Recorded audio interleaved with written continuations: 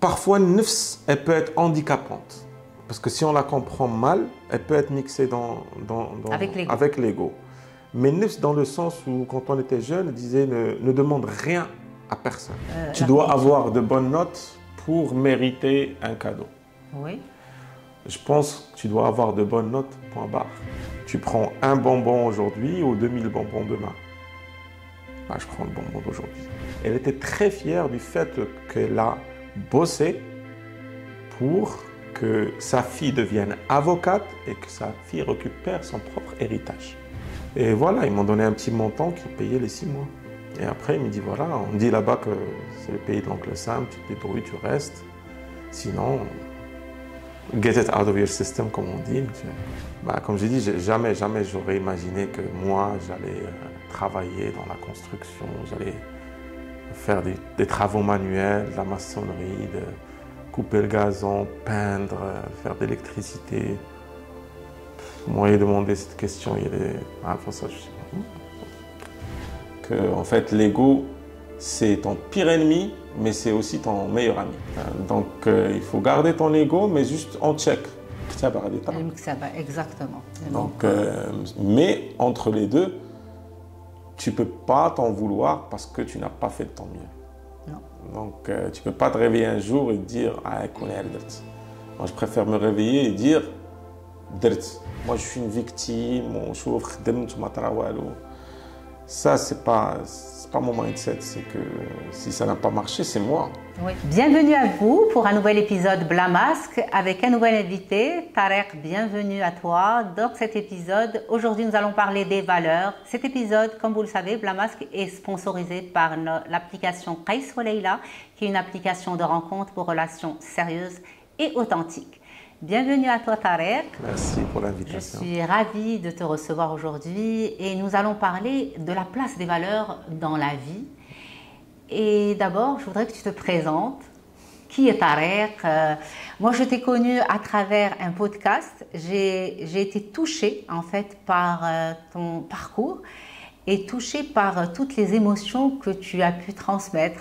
Je suppose à tous les gens qui ont écouté ce podcast. J'aime bien les gens qui ont des parcours, qui ont des histoires. Aujourd'hui, je suis choquée par le manque de motivation des gens, des jeunes plutôt, pas des gens, des jeunes qui n'ont pas envie obligatoirement de passer par le travail dur, le hard working. Et je te laisse l'occasion de te présenter. Encore une fois, merci pour l'invitation. Donc, je m'appelle Tarek Fadli, bientôt 45 ans.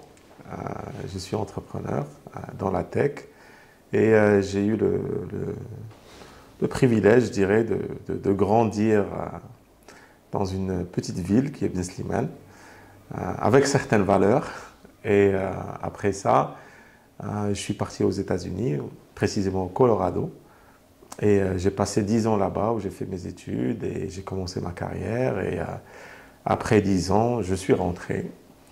Et à l'âge de 28 ans pour rejoindre une multinationale qui est Microsoft. Et après cela, je me suis mis à mon propre compte et j'ai lancé ma première boîte qui a bientôt 17 ans, qui s'appelle Algo Consulting Group. Et dans la foulée, une deuxième boîte qui s'appelle la Marocaine des Services. Et on a beaucoup travaillé avec l'État, avec les administrations, dans tout ce qui est dématérialisation et développement spécifique de logiciels. Et on est très fiers de dire que beaucoup de Marocains utilisent nos solutions chaque jour.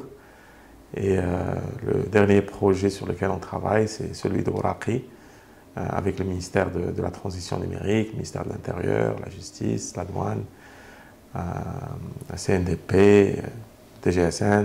Donc un ensemble de partenaires publics avec, bien sûr, le secteur privé, qui sont les banques, les prestataires de services.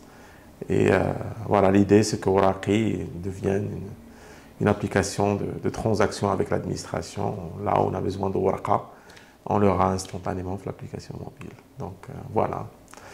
Magnifique, magnifique tout ça. Alors, quelle est la place dans ce parcours? Quelle est la place des valeurs? Alors, déjà, les valeurs, Mnimchiti, au sortir des États-Unis. Tu es parti avec une histoire, un bagage. Tu avais 18 ans, je suppose. Oui.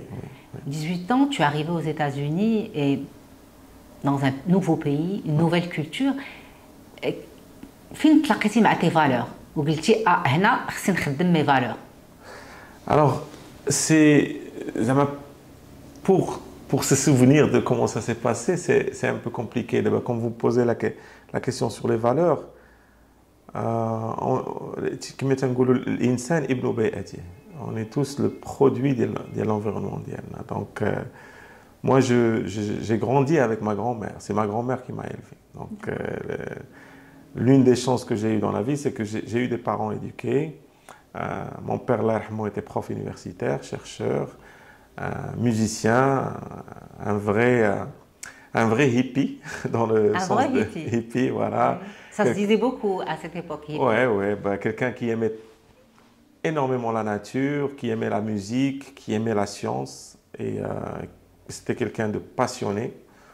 Quand on est enfant et on voit son père avec la tête dans les bouquins, la tête dans ses maps ou dans ses cartes géologiques, on ne comprend pas, on se dit, il est toujours occupé avec le boulot, quand il parle de géologie avec passion et comment quand on lui parlait, parce que c'était un prof universitaire, comment il était intransigeant dans les examens, et comme ses collègues lui disaient, t'es pas gentil avec les étudiants, et je me souviens de ça, je disais, ouais, t'es pas gentil, quand on le voit noter des feuilles, il te dit, on m'a fait confiance pour former les ingénieurs et les cadres de demain. Je ne vais pas laisser quelqu'un qui ne mérite pas passer. C'est ces petites anecdotes qui te font... Après, en fait, comme on dit, c'est qu'on connecte les points en regardant dans le passé. On ne sait jamais ce qui se passe au tard. La même chose avec ma mère, première avocate dans la petite ville, une féministe, très, très... portée sur l'égalité, sur les droits de la femme. Elle était aussi au Tihad Nisa'i de Ben Slimane. Elle faisait une coopération pour tout ce qui est Mahoul Ummiya, Ta'awuniya et tout ça. Donc elle était beaucoup dans le social et était avocate.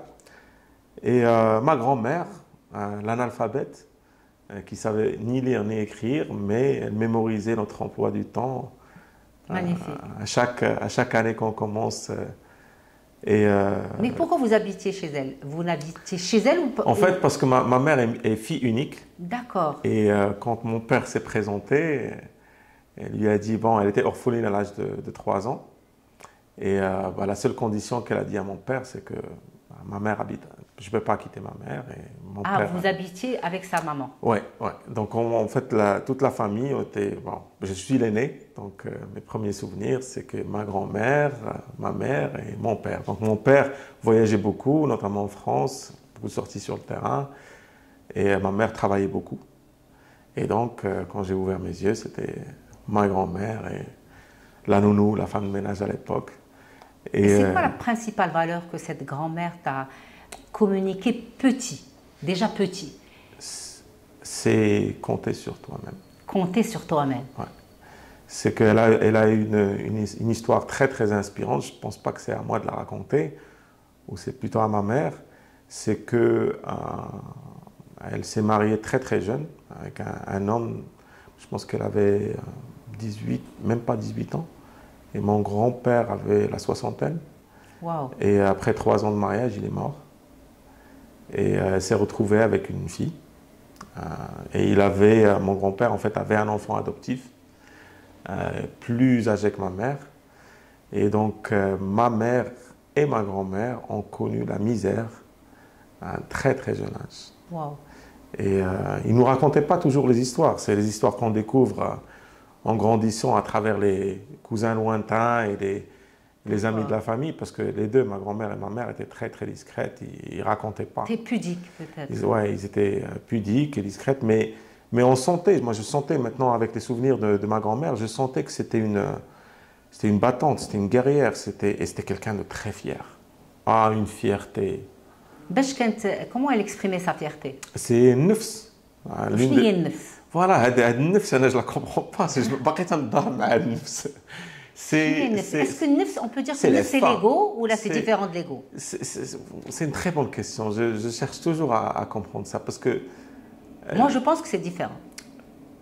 moi, je pense que c'est différent, mais parfois, nefs, elle peut être handicapante.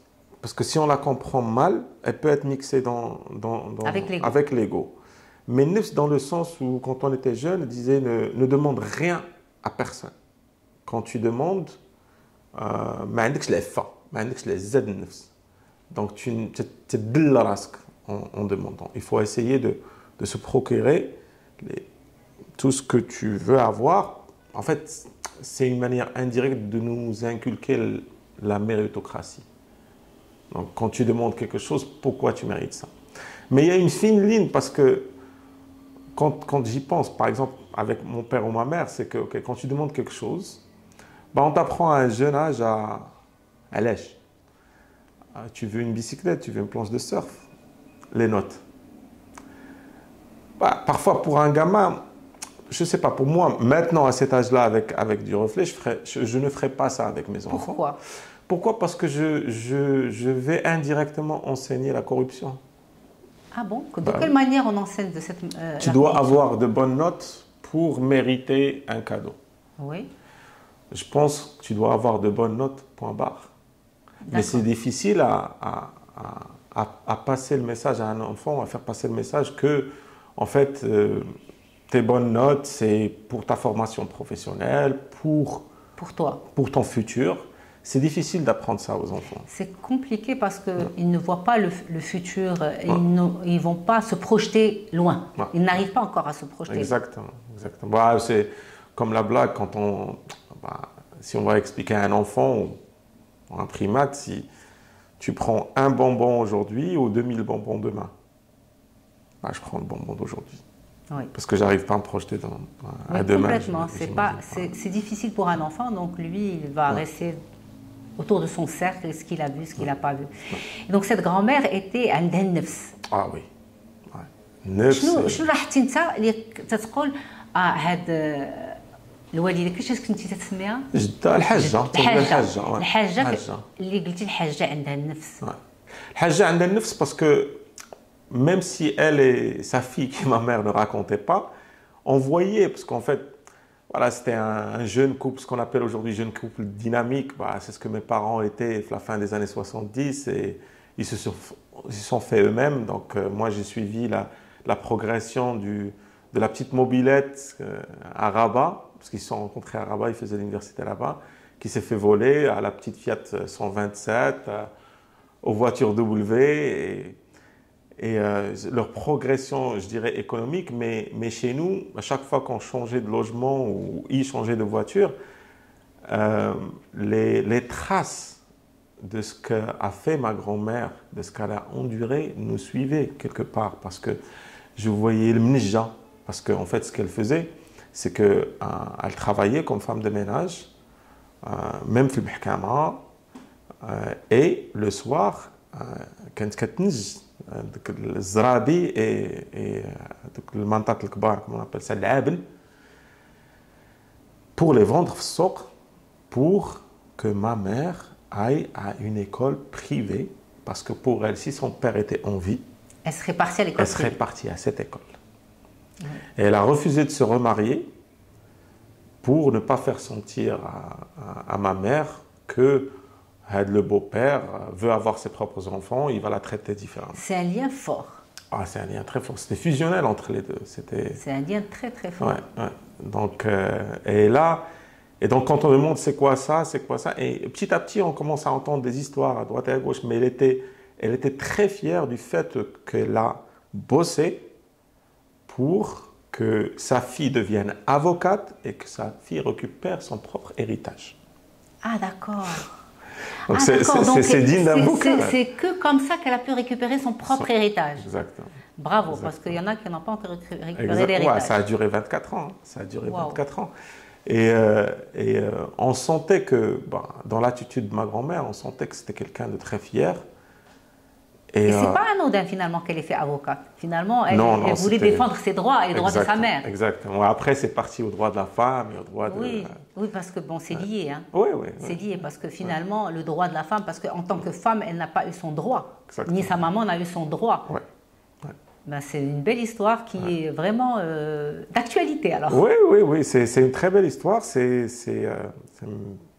émouvant pour moi de me souvenir de ça parce que ça me fait rappeler, là, je me rappelle le caractère de ma grand-mère. C'était quelqu'un à qui bah, elle avait l'attitude qu'elle n'est pas irréprochable, mais elle ne doit rien à personne.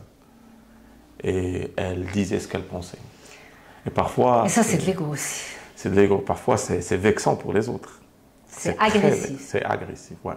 C'est très, très, très agressif. Mais après, moi, j'essaie de comprendre, de rationaliser cela. Je me dis, bah, voilà, c'est quelqu'un qui n'a jamais été aidé par personne, qui a fait tout. Elle n'a pas voulu. Elle n'a pas voulu. Elle a fait le choix qu'on ne l'aide pas parce qu'elle a voulu protéger sa fille et protéger sa petite famille qu'elle constituait à cette époque. C'était le noyau. Voilà. Ouais. Elle voulait protéger ce lien et protéger cette petite famille. Ouais. Et ce qui est impressionnant, c'est que je sais qu'elle était analphabète, mais je me souviens parfois quand je suis passé au collège, parce que moi j'ai fait un cursus 100% public. Un jour au collège, elle vient, elle me ramène le petit dictionnaire là, en arabe, le gros, là, ancien. Elle me ramène, elle me dit, maintenant tu es au collège, je me souviens, j'ai dû acheter ça pour ta mère. Et ça coûte cher. Je l'ai gardé. Elle l'a valorisé. Ouais. Et bien ça, c'est un... C'est quelqu'un d'analphabète. Hein, elle t'a transmis quelque chose d'important pour elle. C'était un beau cadeau pour elle. Ouais. Bah, elle m'a fait savoir qu'elle a beaucoup bossé pour le payer. Et... Mais toi, tu ne la connaissais pas quand elle travaillait? Non, non, non. Moi, quand j'étais là, ça va, ma mère s'est lancée avec son cabinet, mon père était à l'université. Moi, j'ai pas... Tu l'as connue juste la grand-mère... La grand-mère à la maison, épanouie à te faire de bonnes choses. Voilà. Moi, après, il y a eu mon frère, ma soeur, et en fait, elle était... Je sentais qu'avec ma mère, le fait que ma mère lui déléguait notre éducation et supervision, c'est que c'était un cadeau pour elle, parce que je pense que les jours les plus heureux de la vie de ma grand-mère, c'est nous, c'est moi et mes frères et sœurs. C'était la meilleure chose que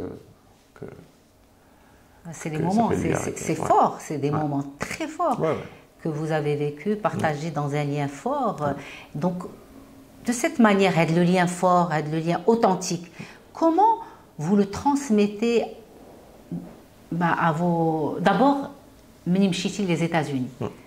Mnimchiti avec une histoire et un bagage. Cette histoire et ce bagage va t'impacter toute ta vie. Et comment il a impacté ton histoire de vie aux États-Unis? Parce que je sais que le travail que tu as fait au début, moi, ça m'a marqué, ça m'a touché. Je dis, c'est magnifique. Si tous les enfants pouvaient aller commencer, parce qu'il faut toujours commencer par les échelons les plus bas, selon moi. Et c'est ce qui forge une personnalité parce que tu partages beaucoup de choses. Eh bien, je pense que cette histoire de vie a impacté quand même cette force d'aller chercher du travail et de se battre. Sans qu'on le sache. Hein. C'est comme j'ai dit, c'est inconscient, mais le fait d'avoir connu ou grandi avec une histoire de personnes, surtout des femmes. Des femmes. Deux femmes qui se sont battues non seulement pour survivre, mais pour éduquer 2 générations. Dans le cas de ma grand-mère, elle a éduqué sa fille, après nous. Et voilà, tu sais que c'est possible, que c'est faisable. Donc, tu ne sais pas d'où vient la force, mais indirectement, ça... Mais elle est là, elle est naturelle. Elle est là, elle est naturelle. Elle est naturelle, on ne se pose pas vraiment la question, est-ce que ça se fait, ça ne se fait pas. Le travail... Exactement, surtout que comme j'ai dit, quand je voulais partir, mon père, c'était la première fois qu'il me montre sa fiche de paye. J'avais 18 ans, il me dit... chaque fois que je disais des années de bac, ouais, je vais partir aux États-Unis, je vais partir en Allemagne, Inch'Allah. Nous avons le bac et on verra. Ah, je n'aime pas ce mot. Inch'Allah, c'est magnifique. C'est vis-à-vis des parents, c'est comme si tu disais là. Ah, exactement. Tu dis, nous avons le bac et on verra. Mais moi, le bac et tout, j'étais j'étais limite un mauvais élève. Hein. Je ne me donnerais pas la prétention d'être moyen. Je faisais vraiment le strict minimum parce que ça ne me parlait pas à l'école. Je m'ennuyais beaucoup. Bon, des années plus tard, je découvre le ADHD, TDAH, machin. Mais à l'époque, je n'arrivais pas à faire attention. Je comprenais peut-être que 20 ou 30% de ce qu'on m'enseignait. Mais même avec ça, je cherchais à faire le strict minimum pour réussir. Parce que, en fait, ma motivation, depuis que j'étais petit, c'est l'été. Si je veux passer un bon été, aller à la plage et demander une planche de surf ou un vélo ou un truc, faut pas que je redoutais. En fait, ma plus grande peur, c'était de redoubler. Parce que dans les classes, j'avais souvent des potes qui ont redoublé, qui ont refait l'année. Donc pendant ces 12 ans d'études, le bac, ma plus grande crainte, c'était de refaire l'année. Ça voulait dire quoi pour toi, refaire l'année? Failure, échec. Et je pense que c'était ma mère. Ouais, c'était ma mère qui m'avait dit un jour qu'elle, elle n'a jamais refait l'année, qu'elle avait de bonnes notes. Moi, je lui ai dit, écoute, les bonnes notes, tu peux oublier, mais refaire l'année, on va se battre. Et donc, quand j'ai eu mon bac, je lui ai dit, voilà, j'ai eu le bac. Enfin. Elle m'a dit, viens, viens. Il m'a pris dans son bureau, il m'a dit, regarde, ça c'est mon salaire. Vous êtes 5. Tu es l'aîné. Comment tu penses que je peux m'offrir 30 à 40 000 dollars par an pendant 4 ans pour te payer des études? Énorme. Et ta mère, ouais, elle est avocate, c'est vrai que peut-être qu'elle gagne plus que moi, mais ça reste une avocate qui fait beaucoup de social à Ben Slimane. C'est pas une avocate d'affaires, hein. La plupart de ses clients, c'est des femmes battues. Donc ça ne fait pas rentrer grand-chose. Donc, et comme je sais que je te connais, tu as tête dure, si tu ne pars pas aux États-Unis, tu ne vas rien faire. Ben voilà, on va se débrouiller pour te payer un semestre, mais débrouille-toi pour trouver une école qui ne coûte pas cher. C'est ce que j'ai fait. C'est pour ça que j'ai terminé au Colorado. Et voilà, ils m'ont donné un petit montant qui payait les 6 mois. Et après, il me dit, voilà, on dit là-bas que c'est le pays de l'oncle Sam, tu te débrouilles, tu restes. Sinon, get it out of your system, comme on dit. Tu aurais vécu la chose et tu reviens, tu fais la fac. Je suis prof universitaire, il y a au moins, ils t'ont donné la chance, de partir. Ouais. On m'a dit que à l'université, il y a des gens très brillants et voilà quoi. Voilà. Et donc je suis parti avec ce mindset déjà en prenant l'avion voilà, il faut pas que j'échoue, il faut pas que je revienne les mains vides et dire voilà, tu avais raison, j'ai pas pu le faire. Donc il fallait avec le terme, si je peux citer le terme qui m'a dit Allah rahmou, c'est que à toi de te démerder pour rester. Sinon tu reviens à l'université, on fera la navette ensemble de Ben Slimane à Rabat. Oui, je comprends. Et ouais, il avait beaucoup d'humour. Quand on se parlait de temps en temps et ça n'allait pas bien, et c'était difficile. Bon, moi, je n'étais pas dans le partage avec lui, mais il sentait que les choses ne se passaient pas bien. Et il dit, bah écoute, débrouille-toi, c'est des problèmes que tu vas résoudre, et dans la vie, tu vas avoir d'autres problèmes, et c'est ça la vie.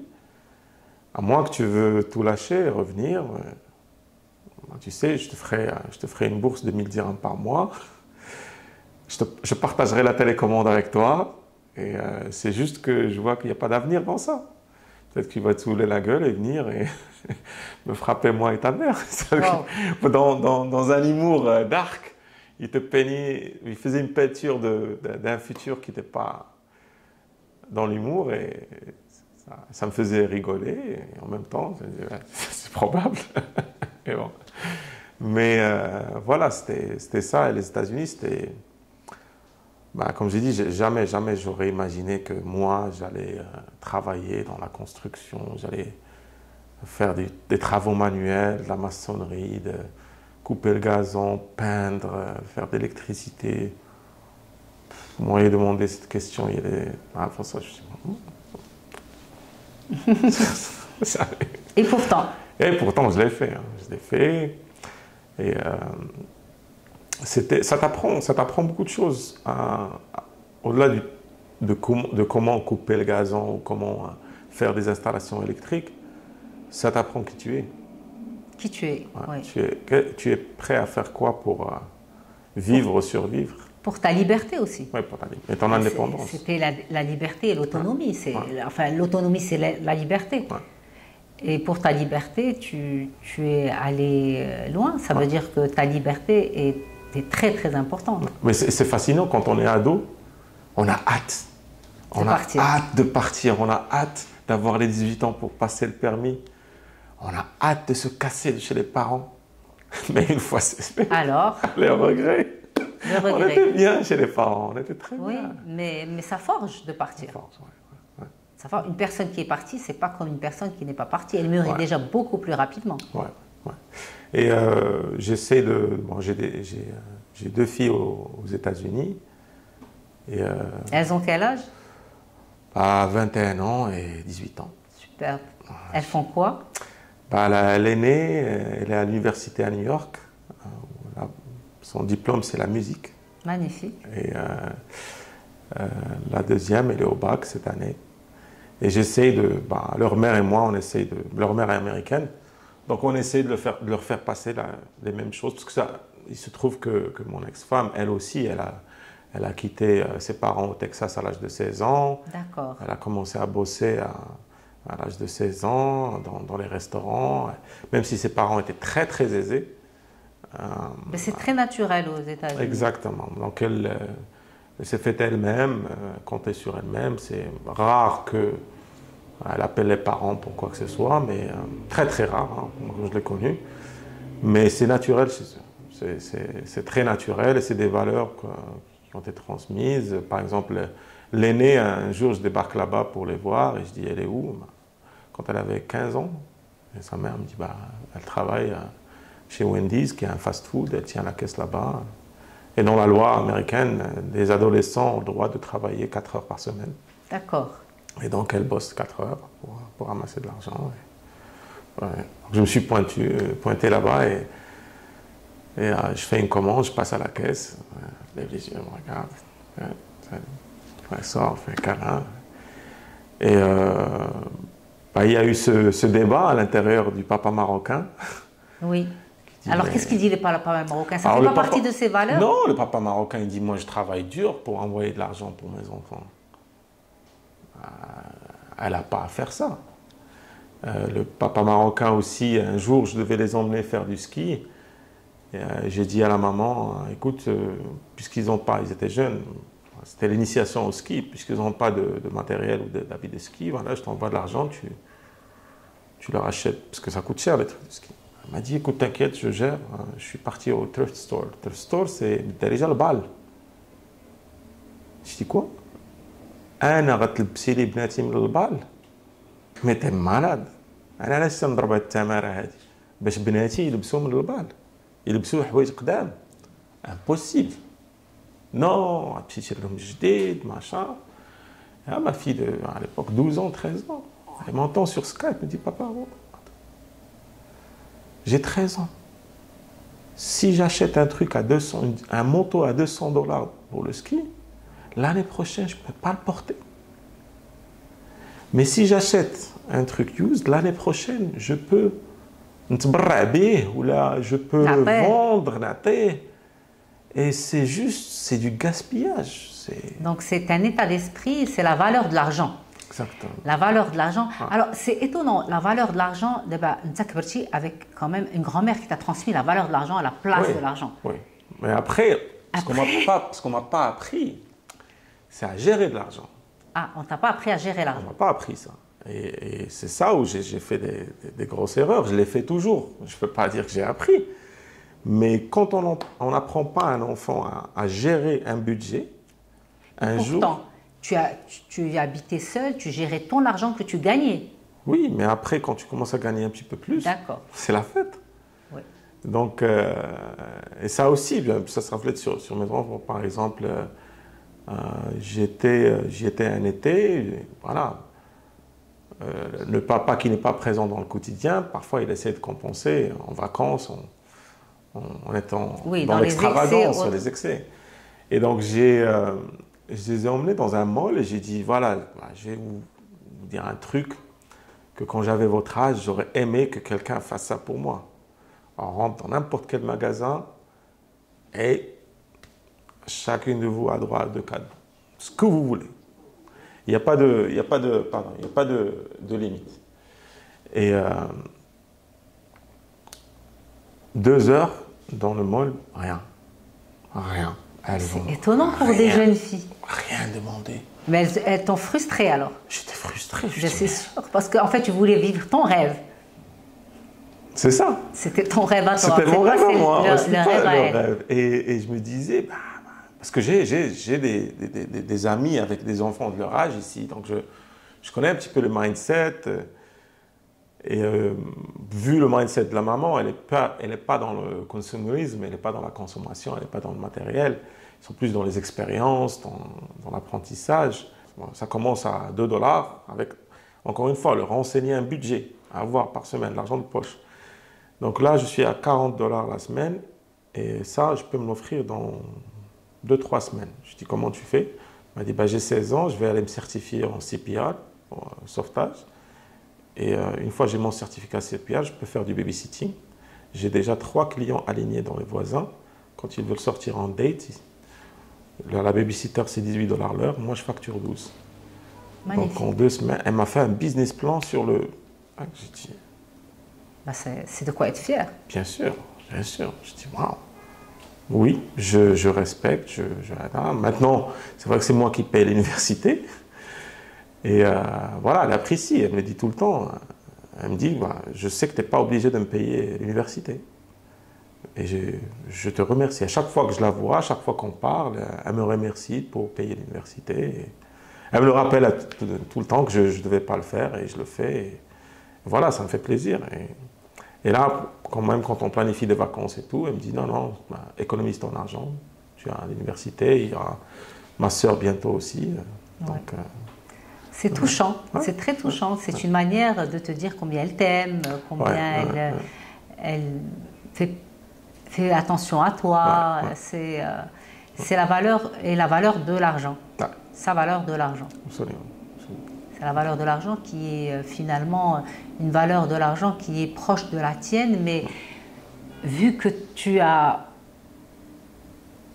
t'es transformé dans la vie, puisque tu as travaillé et que tu as réussi dans ce que tu as entrepris, c'est que tu voulais partager avec tes filles qui ont gardé la valeur que tu avais toi. Je pense que tous les Marocains s'alignent sur le fait que quand on travaille dur et on connaît un petit peu de réussite, la première chose qu'on veut faire, c'est remercier ses parents. Oui. C'est le motivateur numéro 1 de nous tous, c'est pouvoir payer ne serait-ce que 1% de ce que nos parents ont. Comment tu as remercié tes parents? C'était impossible parce que bon, j'ai essayé de faire des petits gestes symboliques. C'est vrai que j'ai eu beaucoup de chance parce que mes parents, c'est des gens qui m'ont jamais demandé combien je gagne ou ils m'ont même pas demandé de l'aide. Là, j'essaie de contribuer avec ma mère qui est âgée, mais ils n'ont jamais demandé. Et chaque fois qu'ils me visitaient aux États-Unis, surtout mon père qui était un geek, donc je l'emmenais dans les magasins de gadgets et je lui offrais des gadgets, des appareils photo, des ordinateurs, des tablettes. Et je vois que ça lui fait plaisir. Après, il y a eu les téléplasmas, ça lui fait plaisir. C'est la seule chose qui lui fait plaisir. Mais après, quand je vais payer, il commence à se battre. Il me dit non, là, j'ai de vie, j'ai mes dollars, ne paye pas pour moi. C'est trop mignon. C'est un fils qui veut. Les enfants veulent faire plaisir à leurs parents aussi. Exactement, mais eux, ils ne cherchaient pas ça. Et tout ce qu'ils me disaient, les deux, c'est que tout ce qui compte pour nous, c'est que tu sois bien et sauve ton argent, économise ton argent, tu en auras besoin, fais pas confiance à la vie. Bon, ils étaient sur mon dos sur le gaspillage. Et encore une fois, j'ai commencé à gagner un petit peu d'argent. Alors pourquoi le retour au Maroc? Comment s'est fait le retour au Maroc? Et il s'est chevauché sur quoi? Est-ce que c'est des valeurs, sur la chaleur de ton pays, le retour, la culture? En fait, le retour, c'était un ensemble de choses. Le premier, c'est que voilà, j'étais entre deux boulots, j'ai passé tout un mois ici. Et quand on revient avec un petit peu de moyens, les choses changent, c'est valable partout dans le monde. Donc, j'étais retombé amoureux de mon pays. Le fait aussi que les parents prennent de l'âge. Le fait aussi qu'on se sent bien que chez soi. Malgré le fait que les États-Unis, c'est un vrai melting pot. Tout est fait pour nous faire sentir qu'on appartient, mais ça reste, c'est pas ton pays. J'ai eu la nationalité, mais au fond, je reste Mghribi, je reste Arabi, fier de l'être, et c'est mon identité. Donc, il y avait aussi le fait que, je ne sais pas si c'est une bonne chose, le fait que j'ai fait beaucoup de choses très très tôt dans ma vie. La carrière, le mariage, les enfants. Et déjà à l'époque, à 27 ans, j'envisageais déjà la retraite. Carrément? Oui. Pourquoi? je suis de sarf, je suis de flous. Je me suis dit, 27 ans, imagine la retraite. Pourquoi? Parce que, en fait, dans la posture où j'étais, surtout après Microsoft, je me suis dit, voilà, je me mets à mon propre compte, je travaille en tant que freelance, consultant, et voilà, là j'ai le luxe de choisir mes clients, mes prestations, de voyager, avec ou sans le boulot, d'être bien payé, un tarif journalier respectable, et de profiter de la vie, parce que le Maroc, c'est synonyme de bien-être, et pourquoi ne pas enjoy la life? C'était ça à 27 ans, après... Alors, qu'est-ce qui a basculé? C'est la recherche de quoi, finalement, qui a basculé? L'ego. L'ego. L'ego. Un bzaf d'ego qui intervient dans ta vie. Oui, on en a tous. Hein. L'ego, en fait, j'ai appris à un très jeune âge, quand je faisais des executive coaching, que en fait, l'ego, c'est ton pire ennemi, mais c'est aussi ton meilleur ami. Alors, en quoi il est ton pire ennemi et en quoi il est ton meilleur ami? Alors, le blind side de l'ego, c'est-à-dire quand ton ego va te convaincre de certaines choses qui ne sont pas réelles. Juste pour nourrir cette soif de dopamine, de se sentir bien, que tu as fait des choses, que tu as accompli des choses. Et ce n'est pas forcément la bonne chose, ni pour toi, ni pour les autres. Donc, il faut être réaliste sur le fait de ne pas être en but de sa personne. Et garder ce sens d'humilité, parce que quand l'ego prend le dessus, on arrête d'apprendre, on arrête de grandir. Ça fait وصلت. أنا عارف كل شيء. Il n'y a pas pire que ça. عارف كل شيء, il n'y a pas pire que ça. أنا واصل, je maîtrise. Il ne faut pas me donner de leçons, أنا ما غاديش نتصنت لك. Voilà, حيت أنا فاهم. Et donc l'ego, c'est là où voilà. Et ça devient ton meilleur ami quand il te dit que tu peux. Ah, tu as déjà fait des exploits, donc ça, en fait, c'est une force qu'il faut équilibrer. Moi, j'entends les gens dire, ouais, il faut tuer ton ego avant qu'il te tue. Non, non, non, non, non. Tu tues ton ego, tu tues qui tu es. Ben oui. Donc, il faut garder ton ego, mais juste en check. C'est toujours le mesurer, le vérifier. C'est un état d'esprit. Et aussi, j'ai appris que dans le business, beaucoup de gens ils disent ouais, il faut travailler sur ses points faibles. Moi, mes points faibles, je les ignore. D'accord. Je travaille sur mes forces. Mes points faibles, si j'investis du temps à régler mes points faibles dans un business où il y a le time to market, je suis en train de perdre mon temps et le temps de mes équipes. Je donne un exemple. C'est quoi ton point faible que tu n'as pas envie de régler parce que ça va être un temps perdu? La ponctualité. La ponctualité et être organisé au quotidien et tenir un rythme. C'est un point faible chez toi? Ouais.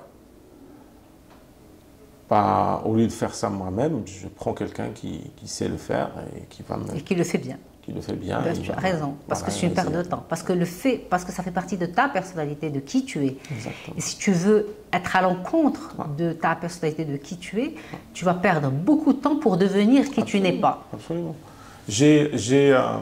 En fait, par exemple, très tôt, quand j'étais promu au poste de leadership, j'ai beaucoup de problèmes avec les fautes d'orthographe. J'ai de la dyslexie, maintenant je le sais. Et donc, je peux lire tant que je veux pour soigner mon orthographe, que ce soit en français ou en anglais, il y aura toujours des fautes d'orthographe. Il faut les accepter. Donc ce que j'ai fini par faire, plus de 20 ans, c'est déléguer la rédaction de mes emails à quelqu'un. Parfait. Aujourd'hui, on a ChatGPT. Mais alors là, c'est merveilleux. Ouais, donc je ne m'attarde pas sur mes points faibles ou soigner. Il y a quelques personnes qui me disent toujours qu'aujourd'hui, je dois soigner mon image. J'ai reçu beaucoup de remarques, surtout dernièrement. Soigner ton image par rapport à quoi? Parce que j'avais les cheveux longs, je n'aimais pas nécessairement m'habiller.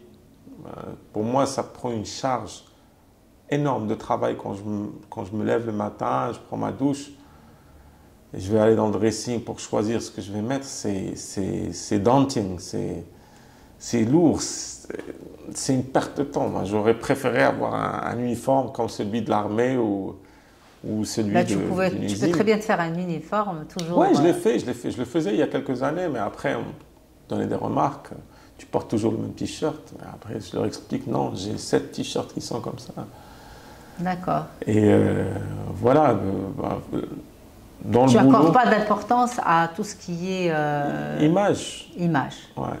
Et bon, ça se travaille quand même. Ça se travaille. Ça c'est parmi important. les choses que j'ai dû réapprendre parce qu'en quittant le Maroc, l'image était importante. Là, je débarque aux États-Unis, je travaille avec des gens qui se baladent en sandales et en short, mais c'est des têtes, c'est des inventeurs, c'est des milliardaires parfois, parce que tu es choqué. Quand on dit c'est qui le gars qui vient il vient en vélo. Oui. C'est une autre culture. C'est une autre culture. Donc, tu t'apprennes de ça, tu donnes d'autres priorités dans la vie. Il faut que je sois propre, oui, mais je n'ai pas de temps à perdre à m'habiller ou à porter une montre qui coûte cher. Bon, les montres qui coûtent cher, ça c'est autre chose, mais à se soigner, à soigner son image, oui. Être s'habiller. Voilà, être soigner son image, c'est-à-dire que bon, je suis bien coiffée, je porte des habits corrects, adaptés à la situation. C'est plus important, c'est l'adaptation, adapté à la situation. Je vais à la banque, je ne vais pas partir en short. Parce que ce n'est pas adapté à notre culture. À moins qu'on demande un crédit.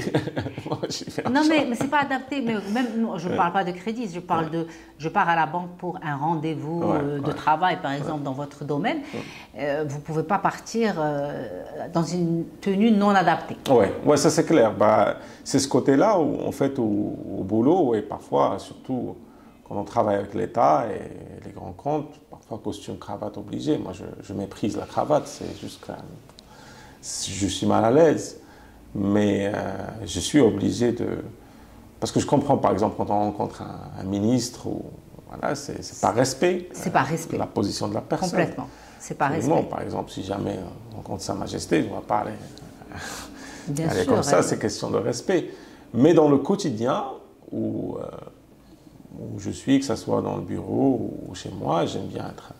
Voilà. Oui, dans le quotidien, ça n'a pas... Non, il faut s'adapter dans les lieux de travail et s'adapter à un endroit. Il faut toujours adapter... C'est aussi la paresse, comme disait ma mère américaine. C'est un peu de paresse. Par exemple, si je suis invité à des événements, dès que je vois qu'il y a un dress code, je laisse tomber. D'accord. Donc, c'est ta personnalité. Oui, c'est un peu de paresse. Mais en même temps, est-ce que ça va avec ton métier ? Les gens qui sont dans le dev, ils sont paresseux? Oui et non. Par exemple, j'ai grandi en écoutant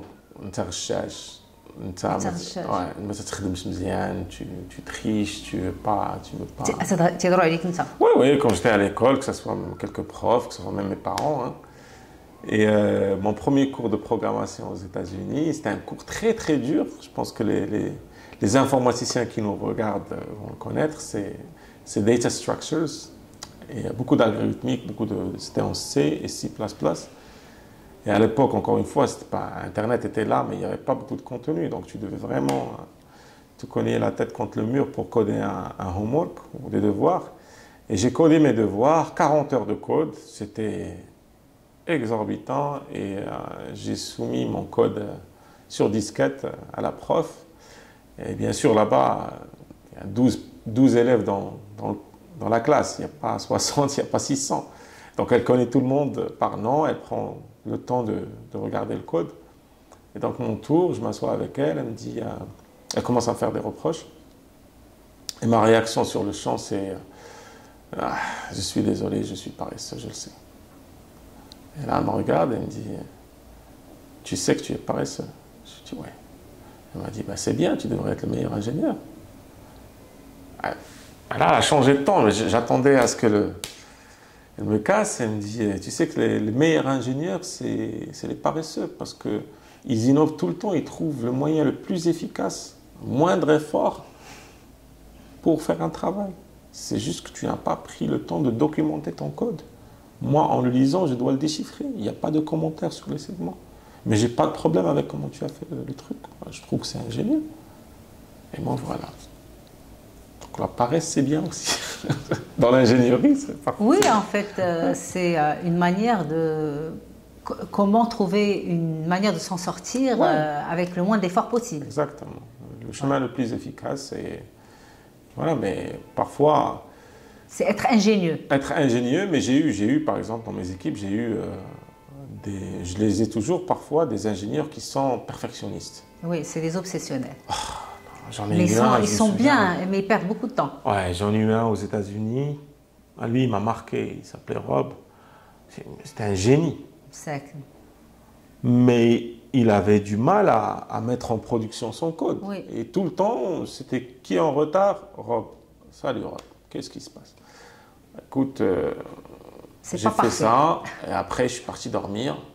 Et tu racontes une histoire à dormir debout, tiré par les cheveux. Et après, tu sais, je suis parti dîner avec ma femme, et elle a dit ça, et moi j'ai dit ça, et après, je me suis dit, mais attends, mais il faut mettre à jour cette fonction avant de la déployer. Je suis retourné au bureau à 9 h du soir, à 21 h, pour mettre à jour. Je l'ai mise à jour. Après, ce matin, sous la douche, je me disais, mais non, il faut garder les deux. Et là, si tu me donnes un peu de temps... Il est un peu compliqué celui-ci. Il a un problème de logistique et d'organisation de ses idées. Exactement. Et elles sont un peu éparpillées. Et dans le business, il y a le time to market. Hein. L'utilisateur ne va pas comprendre que tu es en train d'optimiser ton code. Donc, il fallait changer ça.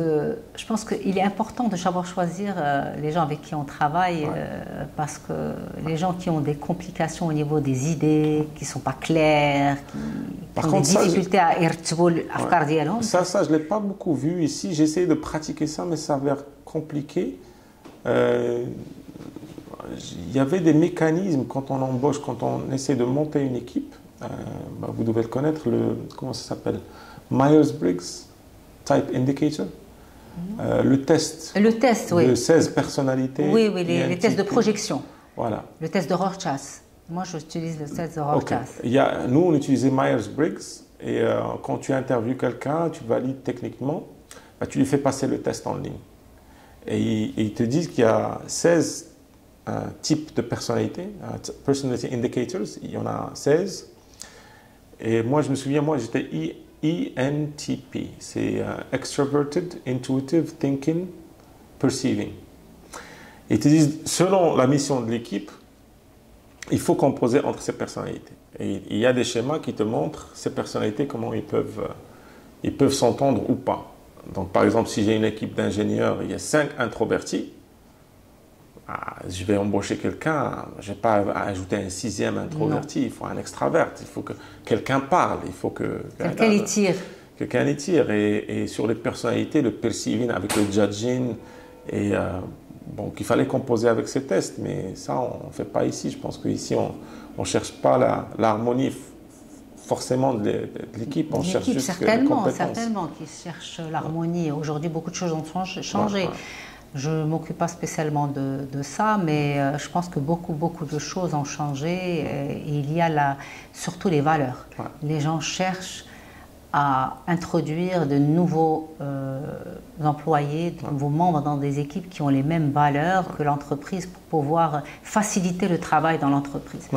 Parce que, les compétences, tu peux les apprendre. Ça aussi, je l'ai appris, c'est les valeurs et la confiance. Quand vous avez dit tout à l'heure, on parlait de wilderness. Wilderness. Et ça, c'est très important. Je pense que c'est quelque chose qui a réussi pour nous, à Algo, c'est qu'il y a un groupe de wilderness. C'est important. Qui partagent les mêmes valeurs, qui partagent la même vision. Et je pense que les valeurs d'INA, c'est ce qui nous a soudés ensemble pendant des années. alors que nos concurrents ont eu beaucoup de turnover. Les éléments clés, les piliers de la boîte, ils sont là pendant des années parce que justement, on partage notre travail. Voilà, c'est ça. Moi, les gens avec qui je travaille en général, c'est le premier critère, c'est ses valeurs. Quelles sont ses valeurs? Est-ce qu'il est authentique? Est-ce qu'il est à l'aise avec l'authenticité, la sincérité? Est-ce que avec ses parents? Est-ce qu'il respecte ses parents, sa famille? Et donc, il va pouvoir me respecter quand je vais travailler avec lui. S'il ne respecte pas, il ne va pas me respecter. Mais je suis le dernier maillon, après, s'il ne respecte pas ses parents. Donc, la valeur de la famille, la valeur du travail, l'authenticité, c'est très, très important. Sinon, je ne peux pas travailler avec des gens. Et l'authenticité, je pense que j'ai eu beaucoup de chance. Parce que le papa, Allah yarhamou, il avait ce sens d'humour qui nous a inculqué. Moi, par exemple, l'autodérision, ça ne me dérange pas. J'aime bien faire des blagues à la racine. Oui. Ça, c'est de la confiance en soi. C'est de la confiance en soi, oui, mais c'est aussi, ça m'a beaucoup aidé parce que ça n'a jamais donné la chance à quelqu'un de m'atteindre. Oui.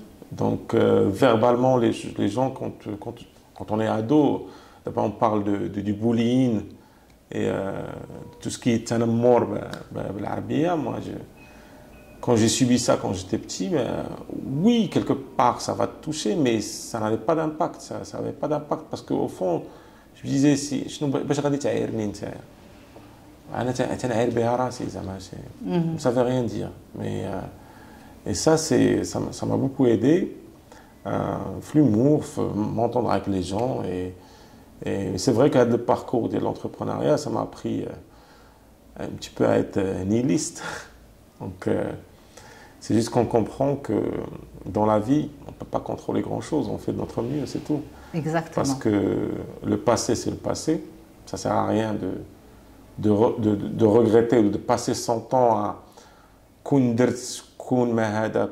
ça sert absolument à rien. C'est dommage, c'est du temps perdu. Exactement, c'est de l'énergie en fait qu'on perd. Le futur, tu peux planer comme tu veux, tu peux planifier, tu peux prévoir, tu peux faire des forecasts, tu peux contempler, consulter et l'imktaba radita. L'imktaba, exactement. Donc, mais entre les deux, tu ne peux pas t'en vouloir parce que tu n'as pas fait de ton mieux. Non. Donc, tu ne peux pas te réveiller un jour et dire « Ah, moi, je préfère me réveiller et dire « Dirt ». Et vraiment, je suis parti jusqu'au bout. Par exemple, l'histoire de Waraqi, moi, sur 10 ans, je me souviens, je failli abandonner au moins 3 fois. Je comprends. Au moins 3 fois où compliqué. je dis c'est fini, on n'est pas prêt pour ça, c'était une mauvaise idée de ma part, ou là je projette, au lieu de dire que moi j'ai mal fait les choses. Oui. Moi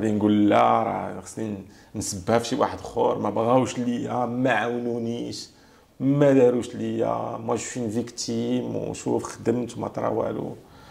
ça c'est pas mon mindset, c'est que si ça n'a pas marché, c'est moi. Oui. Et tant que c'est moi qui tiens les commandes, je vais continuer chaque jour jusqu'à ce que vraiment un jour ça va marcher. Soit ça marche, soit j'ai la quasi-certitude que c'est une mauvaise idée. Qu'il faut baisser les rideaux. Qu'il faut baisser les rideaux. Or que la certitude que c'est une mauvaise idée et baisser les rideaux, les personnes d'abord qui sont impliquées dans le projet, le type de profil qui ont validé l'idée, qui l'ont poussé, qui l'ont encouragé, ça part des ministres à des directeurs, à des start-upers, à des personnes lambda. Oui, et donc, il n'y a pas que moi qui pense que c'est une bonne idée. Non, c'est il y a tout un écosystème qui le dit. Et ça, c'est rien que pour ça, pour cette reconnaissance, ça pousse mon équipe et moi à se réveiller chaque jour et à le faire. Et je préfère 1000 fois avoir cette expérience que dans quelques années me réveiller un jour et voir une solution similaire qui marche et me dire si seulement j'ai tenu une semaine, si seulement j'ai tenu un an. Donc si je dois le faire pendant 10 autres années, 10 ans de plus, je le ferai. Du moment que je respire, pourquoi pas. Écoutez, l'essentiel, c'est d'aller jusqu'au bout de ses rêves, de ses aspirations, et c'est le plus important. Et vous avez fait beaucoup de chemin. C'est dommage de s'arrêter. Il ne faut pas s'arrêter. Ça y est, c'est presque achevé, alhamdoulilah. Alhamdoulilah. Donc, c'est avec une équipe authentique comme vous avez, et l'authenticité et cette soudure que vous avez fait de toute votre équipe, je pense que ça va aller, Inch'Allah, loin. C'est certain, ça va aller très loin. En tout cas, on vous remercie d'avoir été notre invité au podcast Bla Masque et pour votre sincérité, le partage des moments et d'émotions avec votre grand-mère, votre famille. Je pense que c'est très touchant et beaucoup vont pouvoir se retrouver dans ce modèle-là. C'est un modèle marocain, c'est un modèle où tout le monde peut se projeter. Merci encore et merci à l'application Qais wa Leila d'avoir pu sponsoriser ce podcast pour qu'il soit réalisable aujourd'hui. Merci. Merci à vous.